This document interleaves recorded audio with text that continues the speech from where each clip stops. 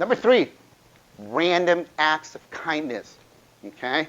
Got to give to grow. Let me show you some examples here. Number 1, recommend or endorse people. On LinkedIn, it's an obvious platform, but you know some of your businesses, or clients, that you're working with, why don't you go on your Yelp? Or even if they're not a client, write a recommendation. Endorse them. Folks, you know what? You know how some people say karma's the B word? That's not true. Karma's whatever we put out. You put out good, good's going to come back. If karma's being the B word, maybe you need to look in the mirror because maybe that's what you're being. Okay? Check in with the connection. I love this one, especially if you haven't spoken to someone in over a year. And don't ask them for anything. Hey, Greg, man, oh my gosh, I'm sorry, I dropped the ball. I know we're connected on LinkedIn. Or, buddy, man, last time we talked was over a year ago when I went and did the talk. Man, what you up to? That's it. Because it's about building and nourishing those relationships. And if he needs something, or maybe he might ask me back, hey, Oscar, what are you up to? Is there anything I can do for you? Then at that point. But quit only reaching out to your network when you need something. How many of you like it?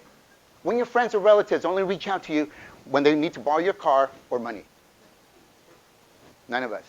Then why are you doing that to your network? Why are you only reaching out to Oscar when you want an introduction to a deal you want to close? Knock it off. Highlight your contacts. I'm going to show you an example of how you can do that in a minute. Okay? Social media, love it. So easy. Again, I'm going to show you in a minute here an example. Give equity. What do I mean by that? Folks, volunteer. Go give a talk to Junior Achievement or whatever the group is. And then lastly, don't forget introductions. You guys are already kind of doing that here on the high tech, but you can also do that online. Sometimes I've got people that connect me on LinkedIn. LinkedIn, it's a great, even if you're not connected with someone, through the messaging portion of LinkedIn, you can introduce people, okay? And that's a great way to expand your network as well. Here's an example of highlighting my contact. Every Friday, I do what I call thank God for my network post. And I randomly pick someone. One, I do it because I do not let a calendar, the day of the week, dictate my attitude. I'm just as fired up on Friday as I am on Monday. And I'm just as ticked off Friday as I am on Monday too. Okay? But somehow we get to be an adult and all of a sudden our attitude, we go from Blue Monday, Hump Day Wednesday to TGIF. Heck no. All right? I haven't even drank any coffee. I'm fired up right now, okay?